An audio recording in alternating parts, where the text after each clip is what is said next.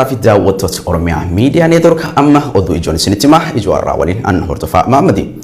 Ijoo teenya jalqabaatiin hundeeffama Oromiyaa Miidiyaa Neetworkii fi erga hundeeffame bu'aa bahee hedduu keessa dabruun waggaa torbaffaa lakkoofsisee jiraachuu isaa ilaalchise OMN asxaa uummata Oromootii jan qeerroowwan magaalaa Harar irraa OMN fi yaada isaanii laatan.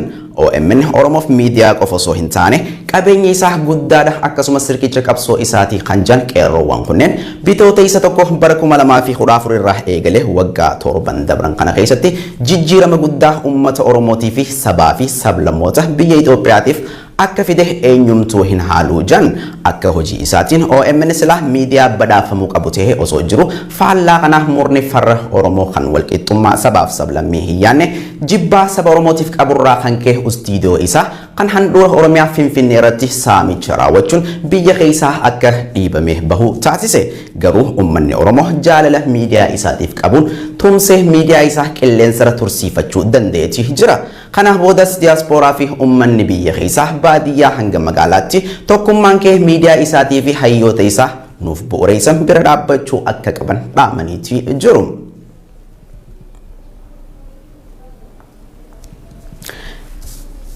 Ijoo teenya lammaffaatiin qajeeltowwan Oromoo fi Oromummaa dhabamsiisuu sirna naftanyaa Abiy Ahmediin hoogganamuun uummata Oromoo irratti labsame tooftaa fi tarsiimoo haaree baafate uummata Oromoo dhabamsiisuuf kan dhufaa jirudha jan maddeen biyya keessaa OMN fi yaada isaanii laatan.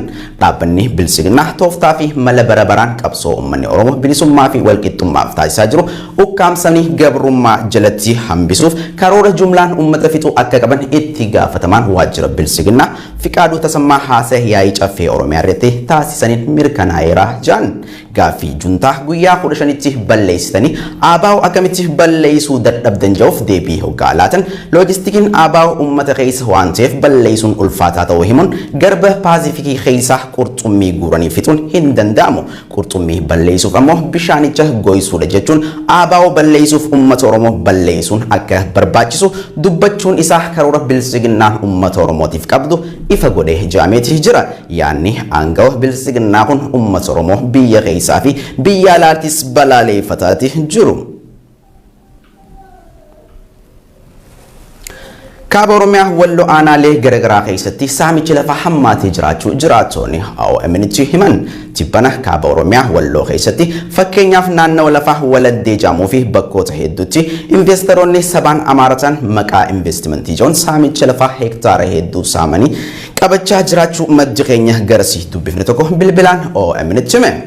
Akkasumas maqaa investimentiitiin erga lafa qabatanii booda kaaba biyyatti Gondar Dassee fi naannoo Amaaraa iddoo garagaraa irraa nama isaanii guuranii Walloo keessa qubachiisaa akka jiranis maddi keenya kun ibseetii jira. Duula saamicha lafaa maqaa investimentiitiin irratti raawwatamaa jiru miidhaa hedduuf Oromoota Walloo saaxilaa waan jiruuf sabni bal'aan Oromoo gartokkee qaama isaa kaaba Oromiyaatti roorrifamaa jiruuf sagalee ta'uu akka qabu jiraatan naannicharraa dubbina kun dhaammateetii jira.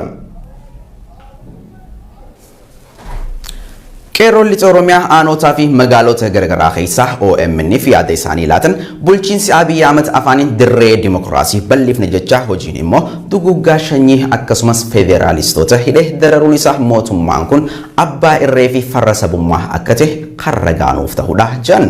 Akka fakkeenyaatti duguggaa sanyii lixa Oromiyaa qofatti raawwatamaa jiru kan gaggeeffamaa jiru waraana mootummaan bobbaaseeni kanuma kan mirkaneessus qondaaltonni mootummaa uummata Oromoo lafarraa balleessuuf fakkeenya qurxummii fudhatuun haarawatti saba Oromoo irratti lola labsaa jiranii jechuun yaada Fiqaaduu Tasammaa caffee Oromiyaa irratti tibbana dubbates qeeqan.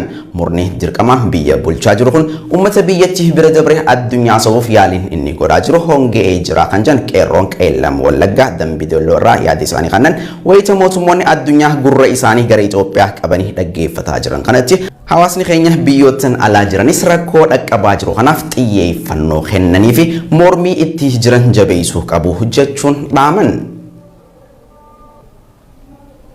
Godina Harargee lixaa aanaa ciroo araddaa ciroo qallaa jedhamuun beekamutti milishoonni gandaa nama maqaan isaa Ibraahim Abdullah jedhamu badii tokko maleetti mana isaatii qabanii reebicha hamaa irratti raawwachuun lubbuu isaa galaafachuu maddeen gabaasan.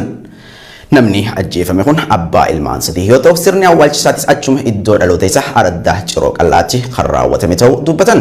Erga sirni awwaalchisaa raawwatame boodas humnoonni kunneen maaliif teessanii gadda keessan ibsatan jechuun maatii nama kanaa doorsisaa akka jiranis namni garasii odeessa kana nuungee bilbilaan OMN'tti hime.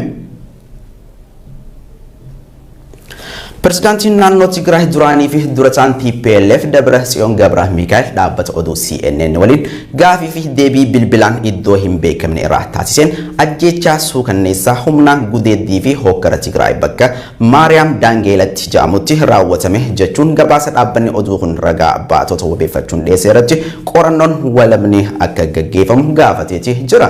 Dhaabbanni oduu CNN namoota ijaan arge jedhee wabeeffate akka gabaasetti loltoonni Eertiraa kana Maariyaam Daangeelatti jedhamtu kan Tigraay ba'aa keessa jirutti dhukaasa banuun abbootii amantaa fi namoota biroo dabalatee kanneen kurna hedduutan guyyoota muraasa keessatti akka ajjeesan gabaafameeti jira. Torbaanuma kana dhaabbanni mirga namummaatiif falmu Amnesty International duguggaa shanyii Tigraayitti waraana Eertiraa fi Itoophiyaatiin uummata nagaa irratti raawwatamee ture bal'inaan gabaaseeti jira. Mootummaan Itoophiyaa gocha kana afaan guuttatee waakkachuuf rakkatus Ameerikaan birmadummaa Itoophiyaa humnaan cabsuuf yaalaa jirti jechuun komateeti ture. Ijootni xumuraatiif ministeerri haajaa alaa Ameerikaa Anthony J. Blinken guyyaa kaleessaa muummicha ministeera Itoophiyaa Abiy Ahmed waliin marii taasisanii haalli suukanneessaa fi sarbamiinsi mirga namummaa naannoo Tigraay jiru Ameerikaa haalaan kan yaaddeessu ta'uu ibsan. Gabaasaaleen tibbana gochoota rifaasisoo naannichatti humnoota waraanaatiin raawwataman ilaalchisuun baan eeruun mootummaan Itoophiyaa baqattoota dabalatee lammiilee nagaatiif eegumsa barbaachisu taasisuu fi qaba jechuun aangawaanni Ameerikaa kun dubbataniiti jiru. Ministeerri haajaa alaa Yuunaayitid Isteetsi kun itti dabaluun loltoonni Eertiraa fi humnoonni addaa naannoo Amaaraa naannicha hatattamaan gadi lakkisanii bahuu akka qaban akeekkachiisuun mootummaan Itoophiyaa yakkootaa fi sarbamiinsa mirga namummaa naannoo Tigraayitti raawwatameef qaamni walabatee akka qoratuuf xurreessaa kun hawaasni addunyaa dhimma kana xiyyeeffannaan irratti hojjechuu qaba jechuun waamicha dhiyeesseetii jira. Aangawaan kun torbaan dabre ministeerri haajaa alaa Ameerikaa gabaasa baaseen dhimmi liyyuu haayiliin naannoo Amaaraa Tigraayitti waraana irratti hirmaachuun isaanii kan ibse yoo ta'u mootummaan Itoophiyaa gama isaatiin qeeqni Ameerikaan dhiyeessite kun birmadummaa biyya keenyaa keessa seentuuf tattaaffii gochaa jirti jechuun komii dhiyeessuun isaa kan yaadatamudha. Egaa kabajamtootaa fi daawwattoota keenya ijoon ammaaf qabannee siif dhiyaannee kan gammaa daawwatan ture an oduu dubbisuun kan siif faana ture hordofaa Maammadee ogeessi kaameraa fi teeknikaa Abdii Jamaal nu faana ture babal'ina oduu teenya idilee keessatti kan isiniif dhiyeessinu ta'a qophiin OMN kan itti fufta turte hamaa irratti raawwachuun lubbuu isaa galaafachuu maddeen gabaasan. Namni ajjeefame kun abbaa ilmaan sadii yoo ta'u sirni awwaalchisaatis achuma iddoo dhaloota isaa araddaa ciroo qallaatti kan raawwatame ta'uu dubbatan. Erga sirni awwaalchisaa raawwatame boodas humnoonni kunneen maaliif teessanii gadda keessan ibsatan jechuun maatii nama kanaa doorsisaa akka jiranis namni garasii odeessa kana nuungee bilbilaan OMN'tti hime. Pirezidaantiin naannoo Tigraay duraanii fi durataan TPLF Dabratsiyoon Gabra Mikaa'el dhaabbata oduu CNN waliin gaafii fi deebii bilbilaan iddoo hin beekamne irraa taasiseen ajjeechaa suukanneessaa humnaan gudeeddii fi hokkara Tigraay bakka Maariyaam Daangeelatti jedhamutti raawwatame jechuun gabaasa dhaabbanni oduu kun ragaa baatota wabeeffachuun dhiyeessee irratti qorannoon walabni akka gaggeeffamu gaafateeti jira. Dhaabbanni oduu CNN namoota ijaan arge jedhee wabeeffate akka gabaasetti loltoonni Eertiraa kana Maariyaam Daangeelatti jedhamtu kan Tigraay ba'aa keessa jirutti dhukaasa banuun abbootii amantaa fi namoota biroo dabalatee kanneen kurna hedduutan guyyoota muraasa keessatti akka ajjeesan gabaafameeti jira. Torbaanuma kana dhaabbanni mirga namummaatiif falmu Amnesty International duguggaa shanyii Tigraayitti waraana Eertiraa fi Itoophiyaatiin uummata nagaa irratti raawwatamee ture bal'inaan gabaaseeti jira. Mootummaan Itoophiyaa gocha kana afaan guuttatee waakkachuuf rakkatus Ameerikaan birmadummaa Itoophiyaa humnaan cabsuuf yaalaa jirti jechuun komateeti ture. Ijootni xumuraatiif ministeerri haajaa alaa Ameerikaa Anthony J. Blinken guyyaa kaleessaa muummicha ministeera Itoophiyaa Abiy Ahmed waliin marii taasisanii haalli suukanneessaa fi sarbamiinsi mirga namummaa naannoo Tigraay jiru Ameerikaa haalaan kan yaaddeessu ta'uu ibsan. Gabaasaaleen tibbana gochoota rifaasisoo naannichatti humnoota waraanaatiin raawwataman ilaalchisuun baan eeruun mootummaan Itoophiyaa baqattoota dabalatee lammiilee nagaatiif eegumsa barbaachisu taasisuu fi qaba jechuun aangawaanni Ameerikaa kun dubbataniiti jiru. Ministeerri Haajaa Alaa Yuunaayitid Isteets kun itti dabaluun loltoonni Eertiraa fi humnoonni addaa naannoo Amaaraa naannicha hatattamaan gadi lakkisanii bahuu akka qaban akeekkachiisuun mootummaan Itoophiyaa yakkootaa fi sarbamiinsa mirga namummaa naannoo Tigraayitti raawwatameef qaamni walabatee akka qoratuuf xurree saaquun hawaasni addunyaa dhimma kana xiyyeeffannaan irratti hojjechuu qaba jechuun waamicha dhiyeesseetii jira. Aangawaan kun torbaan dabre ministeerri Haajaa Alaa Ameerikaa gabaasa baaseen dhimmi liyyuu haayilii naannoo Amaaraa Tigraayitti waraana irratti hirmaachuun isaanii kan ibse yoo ta'u mootummaan Itoophiyaa gama isaatiin qeeqni Ameerikaan dhiyeessite kun birmadummaa biyya keenyaa keessa seentuuf tattaaffii gochaa jirti jechuun komii dhiyeessuun isaa kan yaadatamudha. Egaa kabajamtootaa fi daawwattoota keenya ijoon ammaaf qabannee siif dhiyaannee kan gammaa daawwatan ture an oduu dubbisuun kan isin faana ture hordofaa Maammadii